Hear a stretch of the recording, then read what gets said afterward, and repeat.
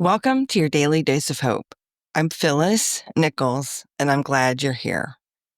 I talk a lot here about things that inspire hope, and often it's an example of what I've found useful to me or a story about what's been helpful or useful to someone else. And I hope you found those to be encouraging and hopeful as well. And today I want to talk about recognizing what makes you feel hopeful in good times, in everyday moments, and yes, even in those times when we're feeling frustrated or sad or worried. We all know that our thoughts determine our feelings, but many times it feels the other way around. In moments of sadness or distress, it can feel like our brain is in a loop of one worrying thought after another. And, there are legitimately challenging things that happen in life. Pretending that everything's okay when it isn't, obviously that's not helpful or healthy, but neither is catastrophizing and thinking about the worst case scenario over and over either. That doesn't help us move forward or find positive solutions. The other day I talked about having a list of hopeful things you can turn to. And this is another take on that idea.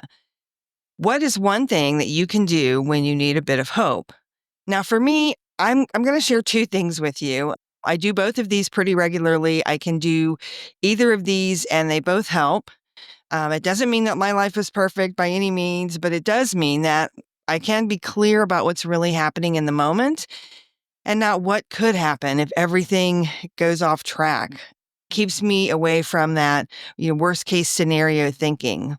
So the first thing is to literally move, change scenery, take a walk, go outside, sit in the sun, just mentally, emotionally, and physically change my circumstances right in that moment. Even if it's just for a short minute, a few minutes anyway, it helps me clear my head and it stops the cycle of doom and gloom that's sometimes happening.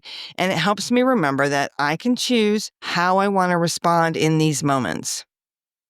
And the other option that helps me clear my brain from that sort of obsessive thinking is meditating. And sometimes I meditate, I use guided meditations that I find helpful, but I can also choose sometimes just to listen to music or to journal and get the thoughts out of my head and move forward.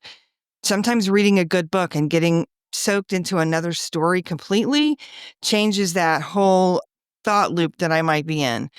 And it never, ever hurts. In fact, I always find it helpful to reach out and talk with someone that I can trust who can listen and support me. But sometimes, you need to just be able to do something right in the moment. And I hope that one of these ideas can help with sort of your own pattern interruption and help you get really clear and present. I like to remind myself in those moments when I'm really maybe thinking about worst case scenario that I am safe, I'm loved. There are people in my life that care about me, who I also care about as well. Those are simple things that help me find a bit of hope and helps me shift my energy when I have those moments when I need that. Nothing in my circumstance necessarily changes, right? But hope is now present and it helps me manage from a place of calm instead of fear and worry.